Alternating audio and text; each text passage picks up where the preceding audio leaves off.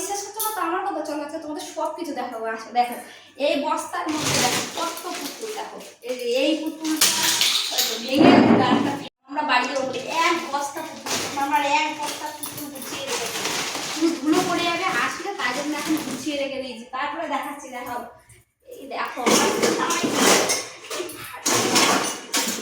ভরে কত বাসন, দেখো সব বাসনের মধ্যে ভরে থুয়েছি বাড়ি যাবো বলে, নইলে এসে সব ধুলো পড়ে যায়, মাকড়সার জাল জড়িয়ে যায়। তারপরে আরো দেখাচ্ছি, আসো এই দেখো এর মধ্যে কত সোনার হাগিস লাগবে সেইগুলো রয়েছে। এই দেখো সোনা কি পড়ে যাবে, এই যে ও কি পড়ে যাবে, আর আমার জামাটা আমি বাইরে দিই, এর মধ্যে আলাদা করে খেয়েছিলাম কোনটা কোনটা আমরা পরে ট্রেনে যাবো। এই দেখো বাস্কেটের মধ্যে সোনার গামছা, আমার কটা জিনিসপত্র আছে, এই যে সোনার জন্য বোতলে জল নেবো সেটাও রেখে দিয়েছিলাম।